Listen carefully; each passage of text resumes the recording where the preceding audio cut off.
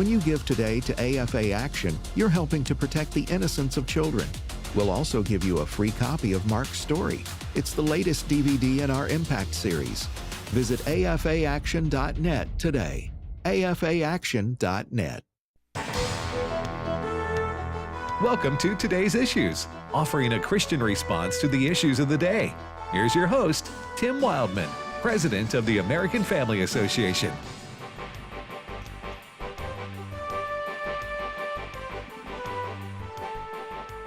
Hey, good morning, everybody, and welcome to Today's Issues.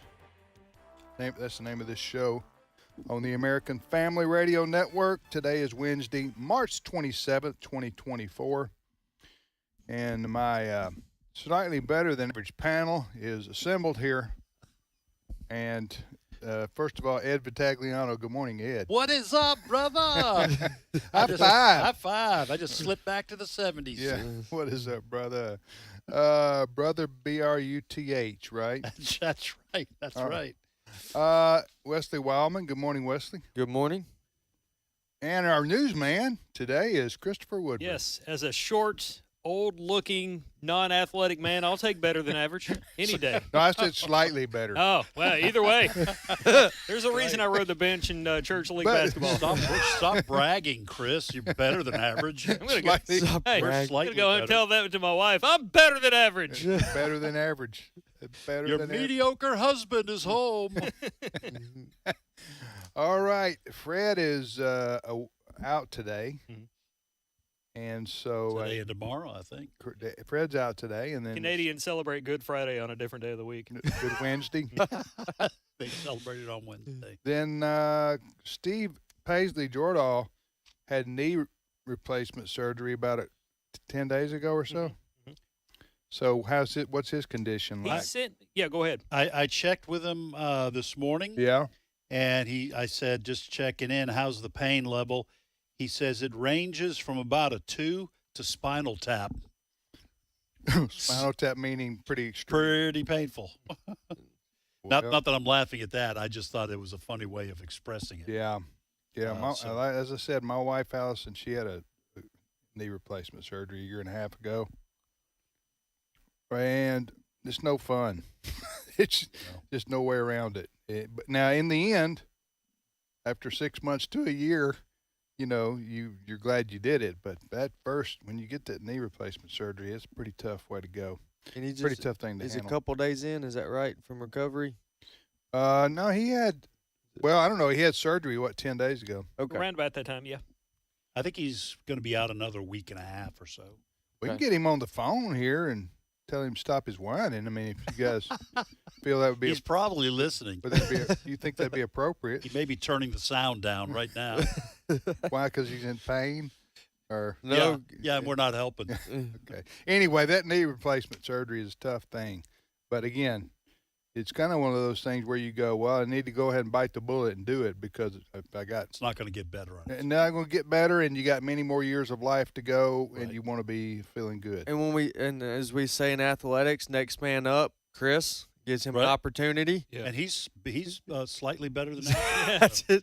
Well, you're going to have a knee replacement surgery too? God, I hope not. Yeah. Okay. No, but next thought man you up. meant- No, it Oh, gives you him mean an newsman. opportunity. You Oh, lose, yeah. lose Steve Yeah, in we injury? lose Steve and Fred are out, so Chris is here for an hour and a half, That's right. and he's ready to shine. It's like the backup quarterback what now starting.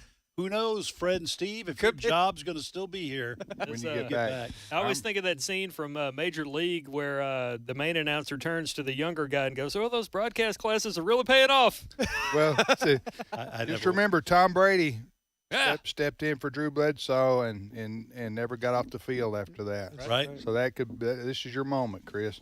All right, so a lot to talk about today. On a more serious note, we do have what's the latest on the bridge collapse from the ship collision? Well, as far as the death count, it will depend on the news outlet that you follow. For example, the Associated Press this morning says that 6 workers that were missing are now presumed dead. So if you go by the Associated Press's count, at least 6 people died from this incident a day or more ago. If you look at other news outlets, Reuters will have different stories. For example, They say that rescuers pulled 2 construction workers from the water. One of them was hospitalized. Both are alive. So it will depend on the news outlet. I bring up the Associated Press because that is the main news outlet that, for whatever reason, a lot of broadcast and print operations do depend on for information in times such as these. Bottom line, we need to pray for the NTSB because those investigators are going to be looking at this for the foreseeable future. What is that? That's the National Transportation Safety Board. So those are the people that are brought in to investigate everything from plane crashes to boating disasters, things of this nature. We need to pray for those folks, as well as the people of Baltimore, many of which are going to be really impacted by this. And it's not just an issue for the people of Baltimore. I've got a bit of audio here from a guy named Jim Nails. He's a Navy veteran who is now a shipping consultant, and he told Fox and Friends this morning that this thing is going to, as far as the delay, it's going to be several days, maybe even a couple of weeks, and it's going to impact a whole host of stuff down to the products that we buy in stores. Clip 7. Well, that port is pretty big for the East Coast. About $80 billion of trade goes through there every year, which equates to about $220 million per day. It's the largest port for importing cars and trucks in the United States, and it's the second largest port for exporting coal in the United States. So this is going to have a major, major impact on the economy, but also it's going to have major impact on the supply chain. If you think about it right now, there are about 40 ships that are stranded inside the harbor. They can't leave, so their cargo is sitting on those ships. There are ships that were supposed to be coming into the harbor that now have to find other harbors to go to. And ships that plan to sail out of that harbor with new cargo are going to have to find different ports from which to sail. So this is going to significantly disrupt the supply chain in the near future, and maybe for years. Okay, so I'm looking at video from the ship that crashed into the bridge in Baltimore.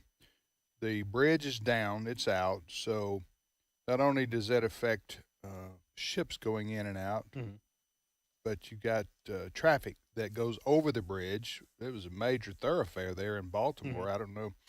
Now they'll have to circle around and go somewhere else, but the main thing is the in and out boat traffic, bringing product in, product leaving. He said, the gentleman said it was first or second. One of the biggest ports For coal.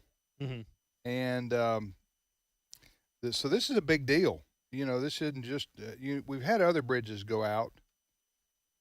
Wesley, you said you researched, I remember when the one went out in Oklahoma, same type thing. Yeah, there was that one, and there was one in Missouri on the Mississippi, one that connected over the Mississippi River. Yeah. But that didn't shut down all the traffic, I don't think, no. The way this is going to do.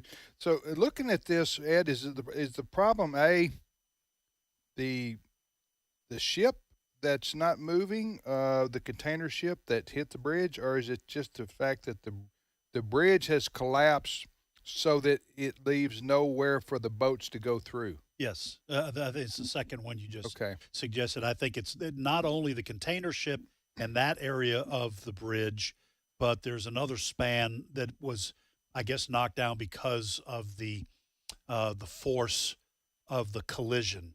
Listen, just as a side note, this is the kind of thing that concerns me. I'm not trying to sidetrack our discussion, but this is the kind of thing that concerns me about all the illegal immigration in this country and potential terrorists having crossed into this nation undetected. We're talking about now, we just had that clip played. We're talking about the possibility of supply chain disruptions and economic dislocation. You mentioned, Tim, the ability of people to cross over that bridge.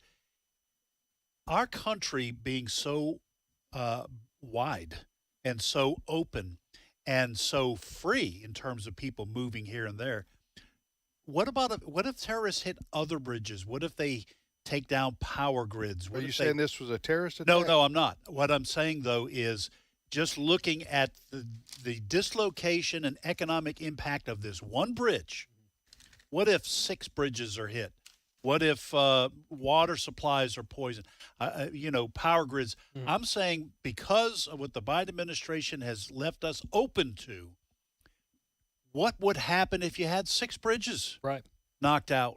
because of terrorist activities. And I'm not talking about this one. As far as I can tell, I know people are chattering about, well, what about this? What about that? This appears to be an accident. But what if something is done intentionally? Yeah. That's what concerns me. One of the negative things that often comes about when situations like this happens is news coverage of it sometimes will tip off bad actors on how to do bad things. And I say that because today, Fox News, in an effort to cover this as best as they can, like every other news outlet, they had a story out today, and this is the headline: Bridge in Baltimore lacked basic protective features. So that could inspire somebody to look and see, well, what other bridges are old as this one? Yeah, and listen, I'm certainly not advocating that we, clamp down and become give all sorts of power to the government. I am saying, Wesley, the fact that, and again, I'm not trying to hijack this story. There's plenty of tragedy here to discuss on its own, but I am very concerned with the ideas behind the Biden administration's leaving that border wide open and the bad actors that could come across. This concerns me. Yeah, absolutely. Now, I read with a couple engineers that were there. I don't know honestly if anything could have stopped something that size and that weight, and if it could, I'm not sure that there would be other boats that would be able to go around that type of build.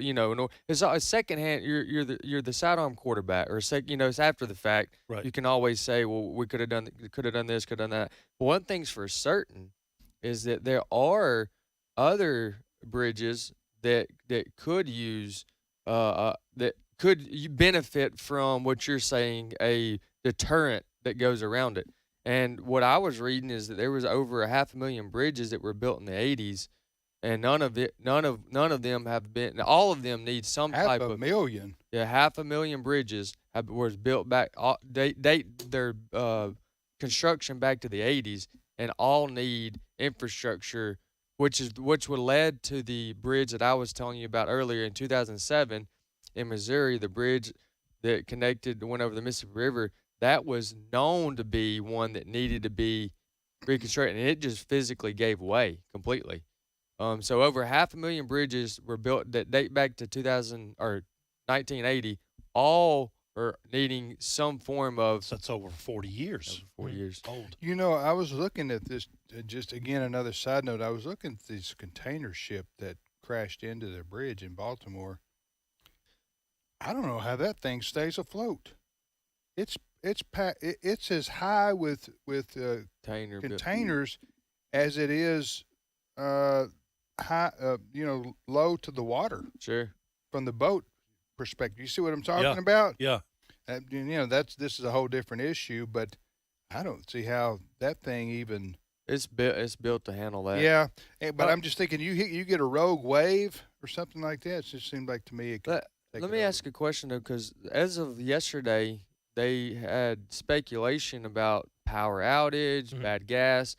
Has anything been confirmed exactly to how this happened, like official? All right, here's the story, and this will have to be investigated to confirm. I'd imagine it's going to be Christmas before we get a hard answer.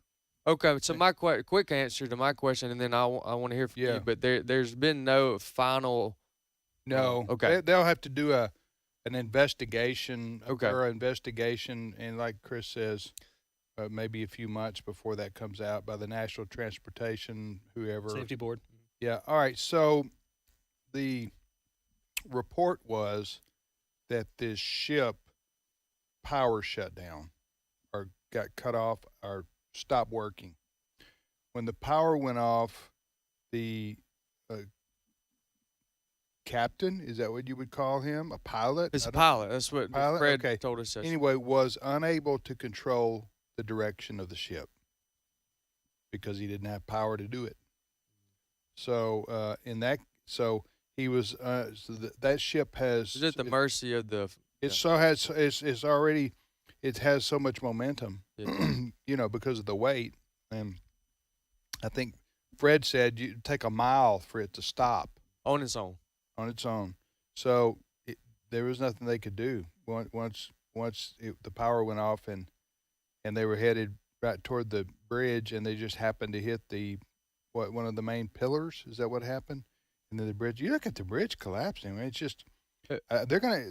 I want to see the kind of equipment it's going to take to hoist this heavy. I think they probably just have to cut it in pieces. I would. Well, that's true. That's a good point. What were you going to say, Wesley? Well, I just if that's the story that's the most common out there, I would be interested to see what led to the power outage. Yeah, that'd be. I mean, from an but investigation, there are conspiracy theories going now, and sure. It takes Americans about 1 minute to come up with, Yep. Bigfoot parachuted in and took over the ship. I've heard that one. Did you hear that one? No. Yeah. Yeah. It's a possibility. You didn't hear what I said, did you? No, it's okay. You were looking at something else, and you just answered me. seriously, with a sarcastic question. Thank you for embarrassing me on national radio. No, sir, I was looking. Okay, I was trying to find out something from this story, trying and I want to All right, what point did out I say? that you just did to me what you always talk about your wife doing to you. Duly noted. That's it. Do you know what I What said? did I just say? No, sir, I did not hear. What was the I conspiracy theory? said that Americans can come up with a conspiracy theory. I did hear that or part. theories within a minute or two of learning about something. And so I said, to which you were reading something else and didn't hear me, the first one was that Bigfoot parachuted in and commandeered the. Did you really? Yeah, I said that. And You said- gave a serious I am- answer. I did not. You hear gave that. me a serious answer. I am so getting even with you. Yeah, At some point, I'm just. It won't take long. Read it. Write it 'Cause down. I'm easily distracted myself. Yeah. So, all right, that's so- when I said no, I hadn't. That's how you knew I wasn't listening. Right. You answered it seriously. I said Bigfoot parachuted in and took over the ship. And you Folks, said, if you want to see what I look like when I'm blushing, you can just go ahead. Just tune in, because yeah. I've just been humiliated. All right. I think part of the reason why Americans especially are as quick to throw out conspiracy theorists is because it's almost in our American DNA to not trust anybody. Especially the government. Yeah, I mean the whole reason we have amendments is because we don't trust our government. So Right. here are the things to protect us All right, from our let's just government. wait and see what the investigation shows. Of Yeah. course, if you don't believe the investigation, you think that's tainted. I can't help you. Right. You just people believe what they want to believe. But anyway, the report is Sure. okay, and it makes sense. The ship's power went out, couldn't control it, so it rammed into the bridge. That's the story. Good news is they had at least a little bit of time to call for Mayday, and they were able to True. shut that. True. shut down That's the- probably saved a lot of people's lives that they were able to give a few minutes. How long? Yeah, it was minutes. I mean, thank goodness, thank the good Lord that this was not at 1:30 in the afternoon, because we'd be talking about That's something true. completely That's true. That's awful. true. Next story, Chris. This very well could have been the lead had we not had the Baltimore bridge collapse. NBC has parted ways with Ronna McDaniel, former RNC chair Ronna McDaniel, just Ronna, days. we hardly knew ye. What's that? That's right. That's right. Ronna, we hardly knew Oh, you. yeah. Huh? I mean, this firing came just days after she was announced that she would be hired by NBC and on Meet the Press. Last Friday, for example, last Friday afternoon, I had to make some quick calls to people like Tim Graham at Newsbusters because NBC had hired her, and people at NBC were upset over the situation. So because Chuck Todd and other people that fall under the Peacock umbrella were so upset that they would dare hire somebody on the right to come on and talk about things, NBC executives did agree, and they finally fired her just days after signing her to a $300,000 per year deal. Not bad if you can get paid for $300,000 for one shining moment on Meet the Press. Did she even have a shining moment? Well, she appeared on the show. Oh, she did? Okay. I mean, she did go on one show? She did go on one show, and that's when She was just a contributor. She wasn't Right. an anchor or anything Right. like that. Exactly. She was just a contributor. Now, Chuck Todd, within That's fair. moments of this interview, he goes on there and tells the host, NBC should apologize to you for having to interview her. And that's what started the whole firestorm. Yeah, it's the host are running the network. They really are. Well, because they know they have the backing of the radical leftists That's true. that fill all the slots. That's right. Now- I'll tell you what's irresponsible here, or unbelievable to me. You have the executives of NBC, right? A major news outlet. major television network. Okay, they make a decision to hire Ronna McDaniel to put her on, was it Meet the Press or other shows? Meet the Press. As a contributor. And other shows, yeah. As one of the roundtable commentators, or to invite her on some of the news shows during the week to get a comment from a Republican/conservative perspective.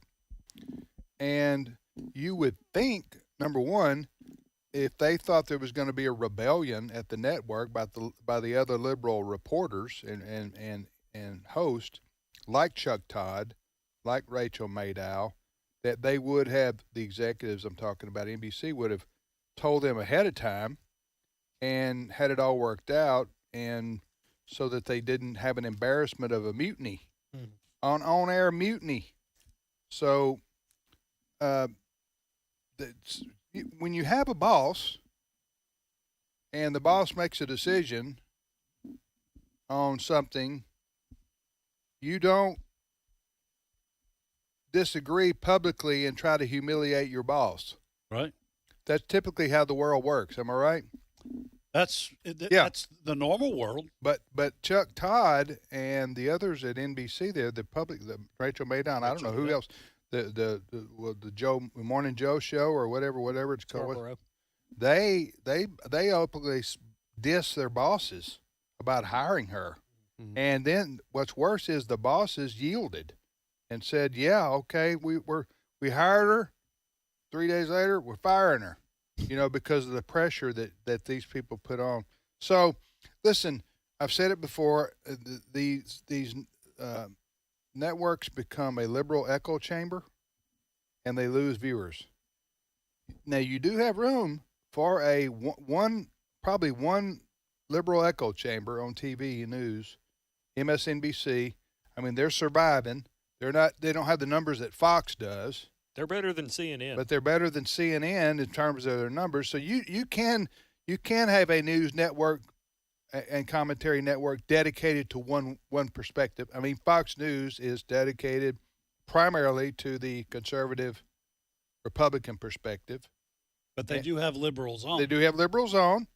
But here in the case of MSNBC, you're not going to hear anybody from Fox, sorry for interrupting you, fire somebody because they're too liberal. Yeah. They had Araldo on and Juan Williams and Bob Buckle and other people over the years. But anyway, that's all the NBC stuff I want to talk about. Ronna McDaniel.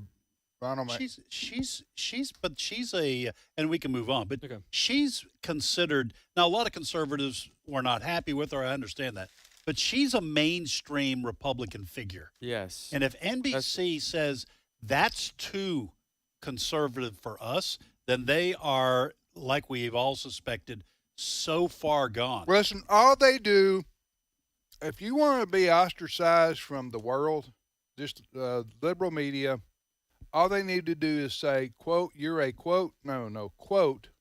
Let me rewind that. Yeah. They will say, you are a, quote, election denier, end quote. Yeah. That is the equivalent of politically being a racist. Yeah. Okay? They call you a racist or a hater. End the discussion. Right. You don't even deserve to be heard. That's right. So if the liberal media or Democrats tag somebody a, quote, election denier, end quote, then that's supposed to be, you're disqualified. Shut down. Unless you're Hillary Clinton. You believe in the flat earth. Unless we have the Science Channel here, and they're inviting the flat earther on to comment. We are unless you're on the left denying the legitimacy of Donald Trump when he was elected, like Hillary Clinton. Yes. But you're citing a double standard. I'm citing a double standard because that exists. But Ed's point, Ronna McDaniel is not a far conservative. So I mean, she's more. And if she get hired by NBC, that tells you a little bit too. Right. So for that not to be enough. Right. So NBC's going to have to move on. I would say Ronald McDonald would be a good. He's not doing anything. When's That's the last what time I'm you saying. saw him? I would say you fired Ronald McDaniel, hire somebody with the similar name, and try to get by with it. By the way, Bigfoot is our guest right after the break.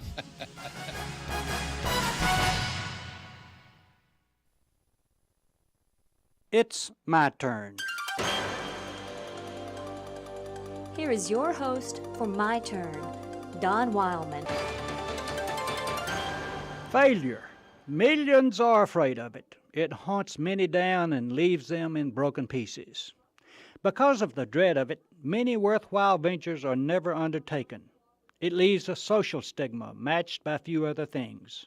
And certainly a failure is rejected and relegated to a lower place in our society. But what's wrong with failure?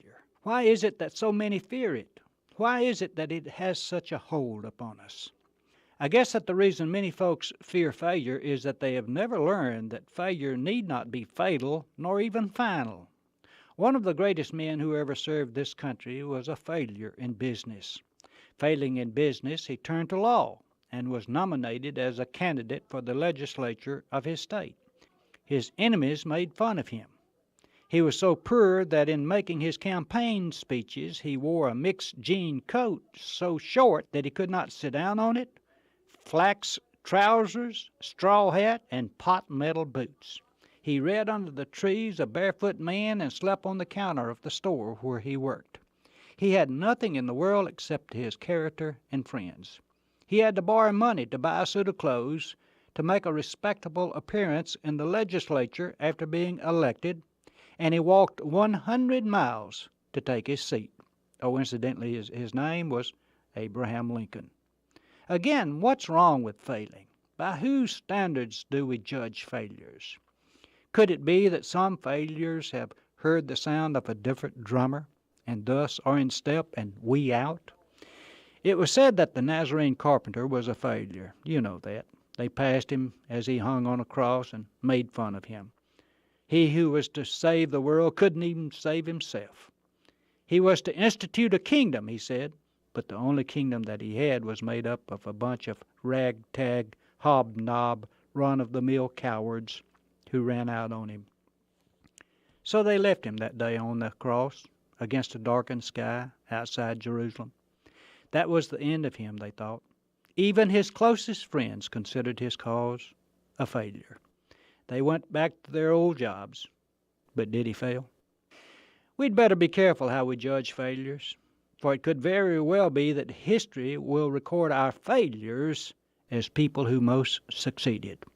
Again, what's wrong with failing? If a person dreams a great dream, sets out in search of it, gives it his best, but doesn't quite reach it, what's wrong with that?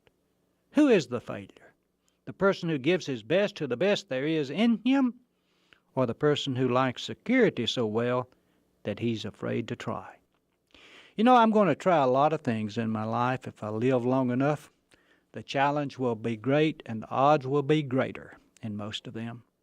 The chances are that in some of them I will fail, but that will not stop me from trying. I have an idea that he'll not judge me by how high I rise, but by how hard I try. And if, after giving my best, I do not make it, I will not have failed. Failure, well, it can be a stepping stone to success. This has been My Turn with Don Wildman, a production of the American Family Association. You will seek me and find me when you seek me with all your heart. Jeremiah 29:13. American Family Radio. This is today's issues. Email your comments to comments@afr.net. Past broadcasts of today's issues are available for listening and viewing in the archive at afr.net. Now, back to more of today's issues. Hey, welcome back to today's issues on the American Radio Network. Thanks for listening to AFR. Ed, you had an announcement? Yes, we typically have Trivia Friday on Fridays. Right. Even, when we have vacation weeks, we'll frequently come in. But Friday coming up is Good Friday, and it is an important and holy day on the Christian calendar, and we just have never felt right about having Trivia Friday on that day. But we are not going to leave the time blank. Obviously, we want to put programs on that will edify the listeners and point people to Jesus Christ. So during the hour and a half when you would Normally here, Trivia Friday, we will have a 1-hour special of from Bert and Alex exploring the word. Not Bert and Ernie. Not Bert, no, not Bert and Ernie.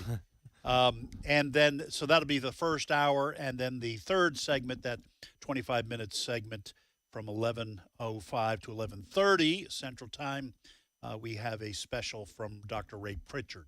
So we will have the word and ministry. And we'll be off that day anyway. Yeah, we will be Our off. office will be closed. Yes. So anyway, we're not having Trivia Friday this Friday. We got some good programming lined up for you, and we'll have Trivia Friday / Learning University a week from Friday. Okay, Right. We'll be back to normal, if you can call that show normal. Huh? That's highly unlikely Yeah. that that's the first word that comes to people's minds. All right, you're listening to Today's Issues on American Family Radio. Tim, Ed, Wesley, and Brent. Brent Creeley, our producer, and Chris Woodward is our newsman today. Fred and Steve are out. Wesley, tell folks how they can watch this show if they want to. Yes, you can go to afr.net and you can listen live to the stream, or you can listen live to the audio stream there on afr.net. Also, you can download the AFR podcast, and from there, the AFR podcast provides 3 different radio platforms that we offer. We offer the program you're listening to now. We offer a hybrid, which is You're talking about the app or the podcast? app. You said podcast. Okay. So We'll go back and check that. listen, if you want to question your daddy, you go right ahead. You can. You're always supposed You're to agree with slightly your dad. below average. That's right. Yeah. Go ahead. All right. I'll stop. Go ahead. AFR app. If you go to the AFR app, you can there listen to 3 different programs that we offer. We offer the talk show program, we offer the hybrid program, and then we've got the contemporary music program on there. So AFR. We also have timeshares. We have timeshares there. AFR.net, AFR app, or you can go to the YouTube channel and go to Today's Issues Live. Today's Issues Live on the YouTube channel, as well as. Are we still doing Facebook?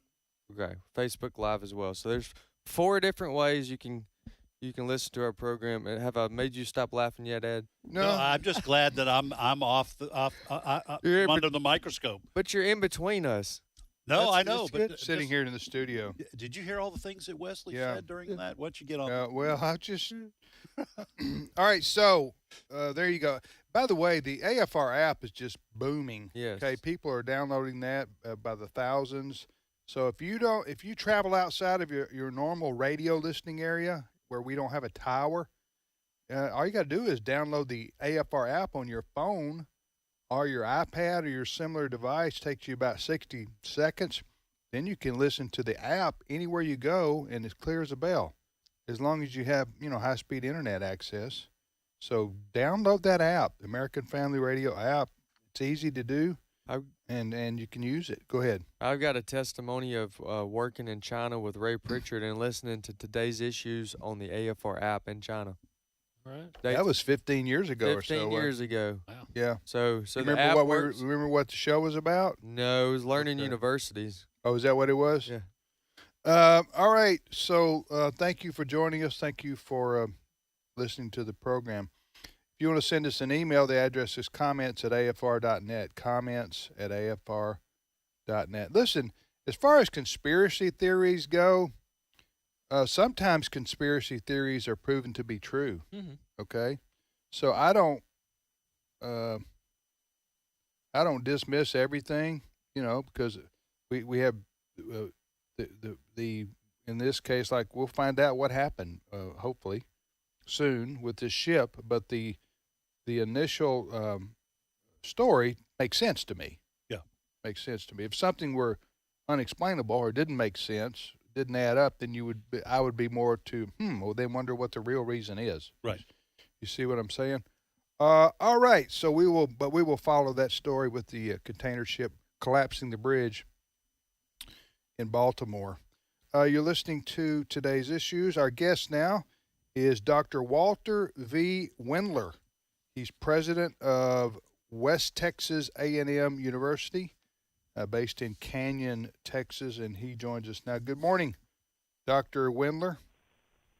Good morning, Tim. It's a pleasure to be with you. Appreciate the opportunity to visit. Absolutely, sir. First of all, tell us where is Canyon, Texas, and tell us a little bit about your university. I will. I'm pleased to. West Texas A&M University, located in Canyon, is about 15 miles south of Amarillo, and we are up in basically the center of the Texas Panhandle. There's not much of Texas left north of Amarillo. It's important. There's a lot of small communities and very important ag communities. But the fact of the matter is, not much population up here. It tapers off pretty quick. Wait, did you say you're As a matter of south? fact- You say you're south or north of Amarillo? Just south, 15 miles south of Amarillo. Well, it's called Canyon, Texas, because there's a canyon there, right? Oh yeah, and it's more than just a canyon. It's the second largest canyon in the United States. As a matter of fact, when one of our sons visited us from Dallas the first time he came up here, we went out to the canyon. I hadn't been there. I said, Brad, you know how these Texans are. I said, this could just be a little ripple on the ground. Well, we pulled up to the edge of this thing, and I thought, holy smokes, this is not a ripple in the ground. This is a tear in the face of the earth, and it is a huge canyon, and it is beautiful. And Amen. It's just beautiful. It's amazing to see. Dr. Wendler. Amazing to see. Yes. Yes, sir. One of the things we were just talking about, the kind of the conspiracy theories that people discuss, and more and more frequently now. But one of the things that is not really a conspiracy is what is happening on our college and university campuses with regards to students being taught from the woke agenda playbook, the foundational principles of our republic either never being taught or being dismantled, and the country being denigrated and our founding principles being rejected. What is happening generally on our college and university campuses? And it seems as if you and others at West Texas A&M University are trying to stem the tide. Yes, sir. I think it's fair to say that there is a general trend in the United States in higher education towards a kind of universalist view of universities, that they should all be doing the same thing. We have taken exactly the opposite perspective here.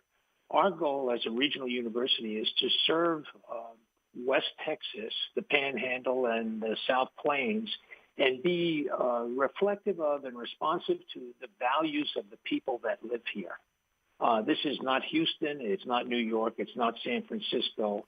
It is Canyon, Texas, and we're in an area that's larger than the state of West Virginia, with slightly less than 400,000 people in it.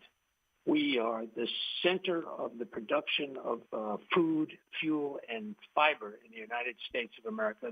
These communities that surround this university produce the food, fuel, and fiber that feeds, powers, and clothes our nation. And in order to do that, and I believe this deep in my heart, in order to do that, a certain value system is necessary. They're not growing corn in Central Park. We grow wheat and corn, and we raise animals up here, food animals, dairy cows. We are the center of food production for the United States. Within 100 miles of WT, 30% of the beef that's consumed in the United States is produced, 30%, which is remarkable. We have 6 million head of 6 million cattle within 100 miles, and less than 300,000 people. So it's a very agriculturally rich region of Texas. And in order to serve this region, we have to be mindful of the values of the people that produce the food, fuel, and fiber. And they tend to be rural values, and they tend to be values that I like to think of as informed conservative values. The folks that live here recognize that they need to be free to do things that are responsive, I think, to the founding principles of our country. We've just established something that we call the Hill Institute, which has so far we've raised $23 million for this effort. And we're looking at the values of this region, things like trust and family life, hard work, regard for others, personal responsibility, and free will coupled as concepts that drive healthy economies, especially healthy agricultural economies. Patriotism and love of country. The patriotism on many university campuses is nearly a dirty word. Not so here. We look at the importance of public and private virtue, the free and open exercise of faith, very important to people in this region. And we don't shy away from that. We're running straight at it as a way to serve people in West Texas. So it's, little by little, I think this is beginning to take hold.